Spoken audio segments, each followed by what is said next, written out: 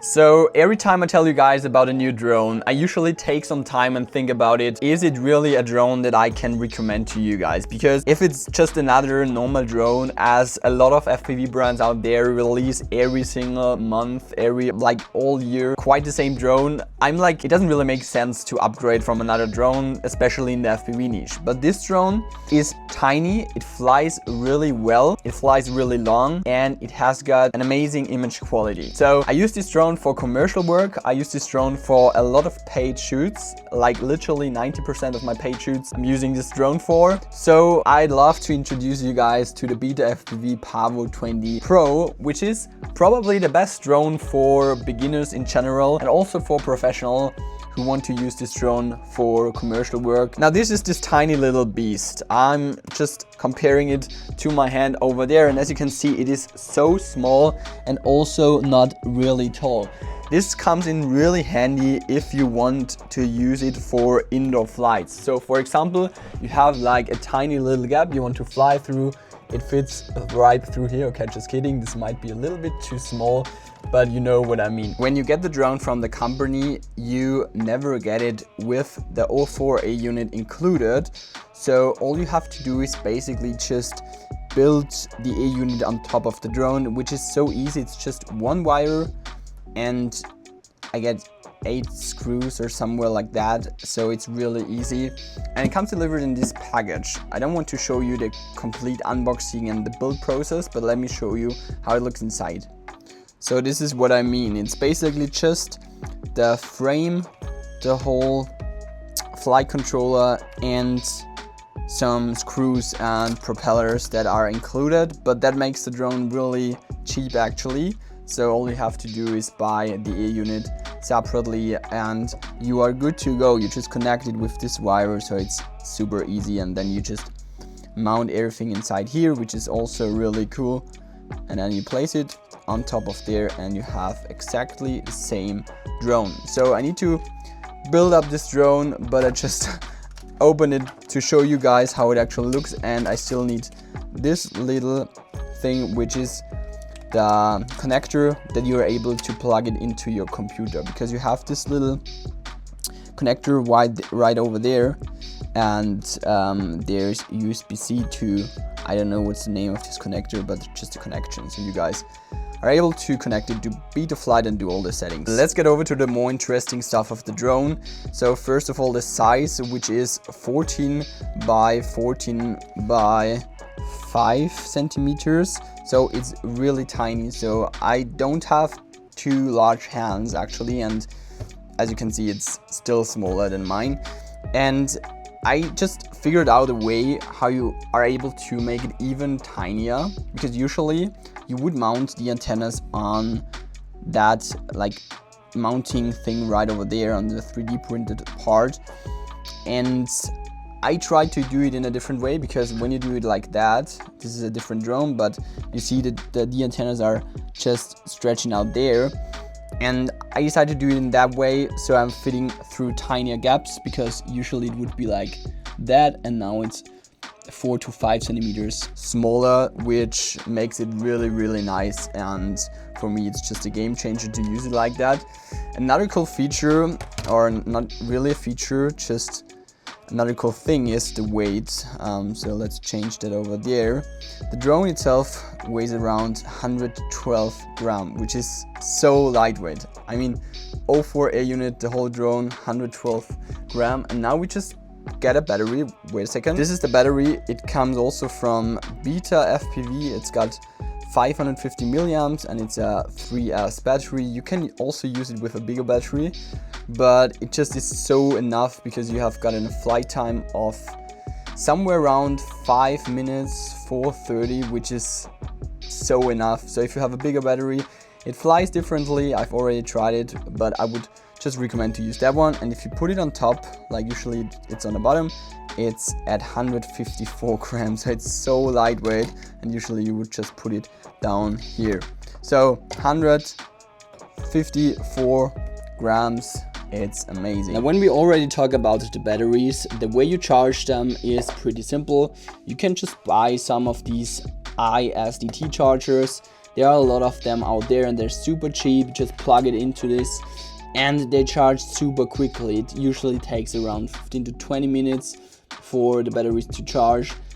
So it's super fast and efficient. There's another cool feature on the E-unit because they mounted it on top of the drone. That means you're able to insert the SD card really easily, and also if you want to do some updates, you can just do it with USB-C right over there. For example, on this drone, I mean, it is a little bit self-built, but usually on other drones it is also down there, so it's much harder to insert the SD card and plug in a USB-C wire.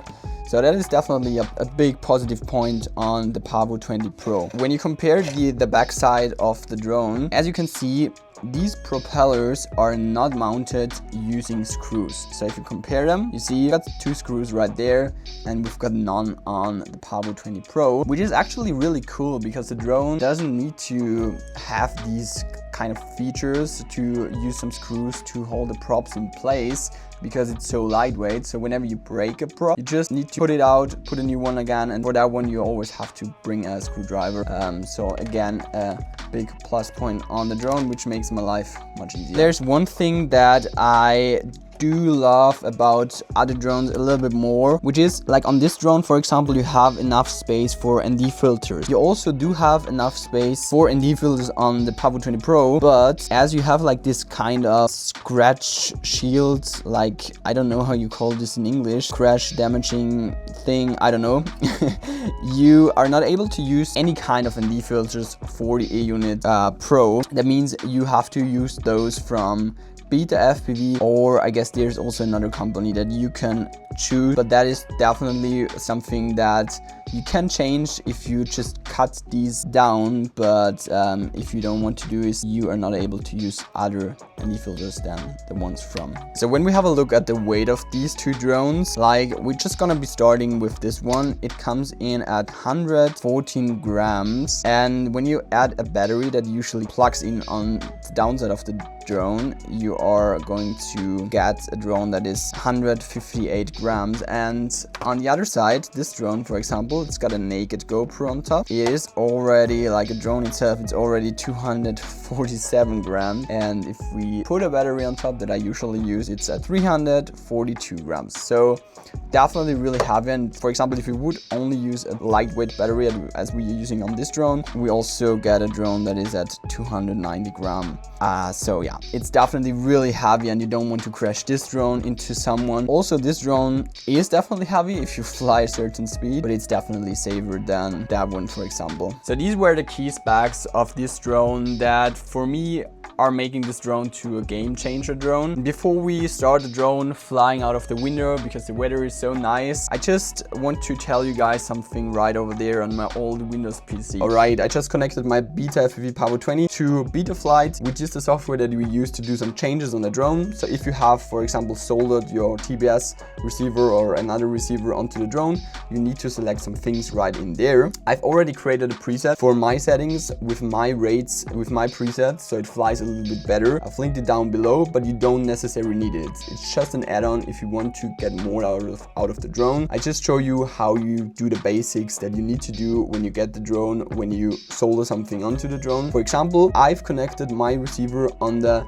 UART1. That means R1T1 on the drone. That means also on the other side I have to select serial RX for the receiver. UART4 is already pre-selected for the E-unit. That is everything right in there. Don't forget to click save and reboot. I've already done that on mine, so I don't need it. And in the modes, I've also just selected some different aux channels for the TBS Tango 2. If you have the TBS Tango 2, you can use exactly the same settings, also for the beeper and everything. But other than that, I just did some changes in the OSD and everything. So if you want to use them down below, I just show you how to use the presets if you want to get them. You go to the CLI, you click to load from file over there, and then you select your presets that you've downloaded. You can also use some other presets. Click on open and then click on execute. Sometimes it happens if you execute, you need to reconnect again and change the port again, because I selected the UART1, but if you have selected another one, you probably need to reselect that. But other than that, that is everything. Now it's time to fly the drone. I just need to insert an SD card into the drone. As you can see, it is really easy. Just plug it inside here, and if you have long fingernails, it's even easier. I've got my FPV goggles 2, my TBS Tango 2 that I use as my remote, and now we just plug in a battery and start the drone right over here from my rooftop window, and then I show you guys my location. We're flying through some tiny gaps. Let's go, guys. Always so much fun flying out of the rooftop window. Like when I do some work here on my desk or right over there, doing some breaks is sometimes really necessary. So the drone is on the rooftop window, and I'm just flying with some normal settings that I would use when I fly just for fun. So don't mind these settings when you want to go for some cinematic flights, because these are just automatic settings with no ND filter or anything on top. So keep that in mind. Okay, here we go. I'll just give you an overview through my garden. It's been a while flying with this drone, but it does make so much fun, and it flies so smooth, as you see. Oh, there's the car. Okay, I left that open. I was going for a short run in the morning. The windows are also open. Let's fly through here. So as you can see, you don't mind flying through things because it is so tiny and so lightweight. I guess there was the cat. Yeah, that was the cat. Hi, Tiga. Usually he doesn't really mind. He doesn't really mind the drone. So, okay. There's something I can show you, because usually you can fly through here. Yes. Amazing. Let's fly also up to the tree. So I actually didn't really set up rock steady, so I'm always using gyroflow, and as you can see, it's still so smooth. Like, I mean, there's no wind today, but the image is still so smooth that you could even use this footage without stabilizing it, which is really nice. So let's come down here. It's just like, also if you don't want to use this drone for commercial work, I feel like it is definitely worth having a look on this drone, because if you have a garden, you will spend a lot of time now in your garden. So maybe we can also fly into the car from the back side. Yes, that's nice. And out of there again. Maybe we can even do a power loop, but I guess that could be a little bit crazy now. Okay, not the best power loop, but you know what I mean. So as you can see, this drone is even crazy for a little bit of freestyle. I wouldn't say it's the best freestyle drone, but it's definitely able to handle some freestyle. And if we have a look at the flight minutes, now we're at 2 minutes, flying a little bit faster. Let's also get through there. Yum, that's nice. Usually I wasn't able to fly in here, but the last time I was opening the indoor window, and so you're easily able to fly inside here as well, which is so nice because it's actually so tiny. But with this drone you don't really care about that. So I just do all the flights through the tiny gaps because I want to show you how special that actually is. I'm not sure if we can fly through here. Does it work? Yes.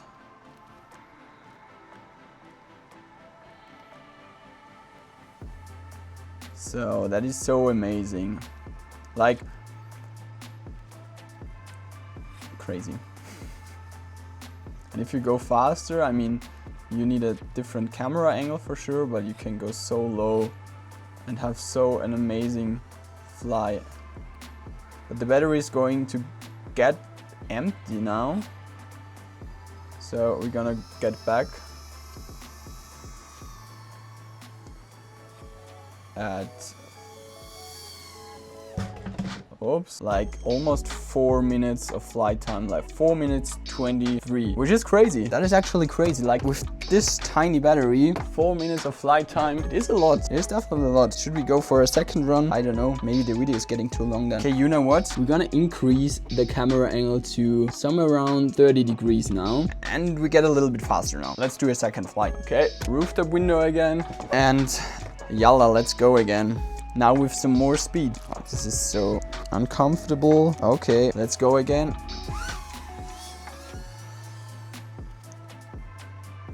Now you already see that I'm going like much faster.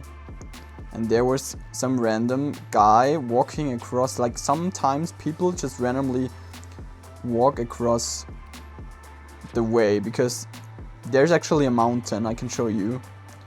Like if we go higher, there's a mountain in the back, and some people think that the way up to this mountain is just through our garden, but it's not true.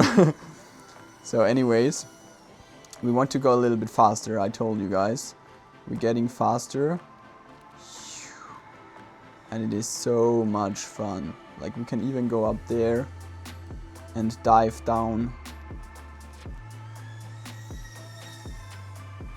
So you feel definitely like that is a 3S drone, that it doesn't have too much power. But yeah, like, I mean, it's great. It's so good.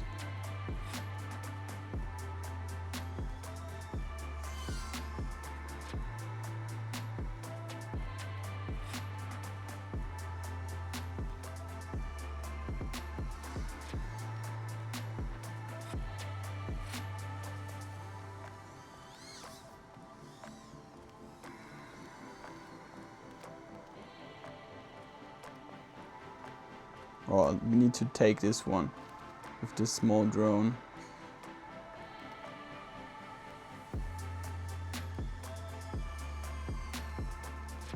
Oh, that is amazing.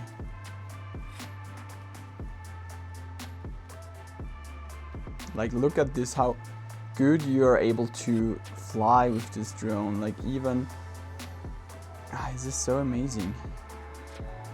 Also the fast things. Oh, now I crashed. Fuck. Okay, that was karma. That was karma, but now we go and search it and see if anything happened to the drone. Like, I didn't plan that, but now you see it is actually crash durable. So it should be anywhere there. I guess I have even configured a beeper. Okay, there it is. So as you can see, I mean, that wasn't even the hardest crash, but it still looks good.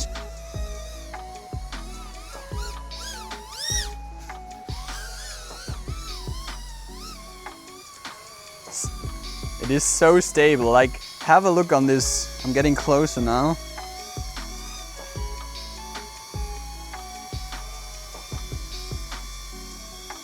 So small and so stable. This is crazy. Voila.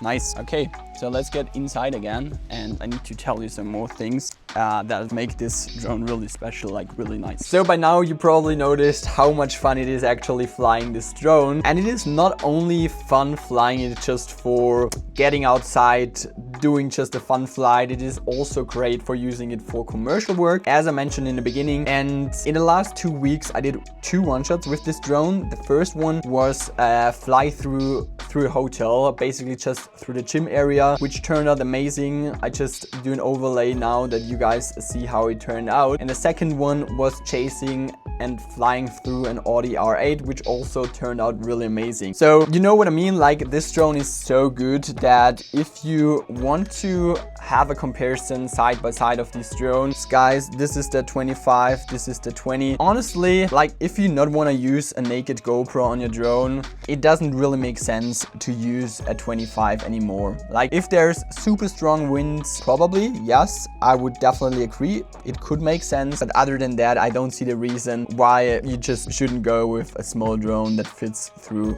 any kind of obstacle. That's it with this video. I hope you guys support me with purchasing my presets for this tiny beast, so it flies amazing. It gives you the same results as I do. See you in the next one. Link some ideas down below that I see them, and I hope you have an amazing week. Ciao.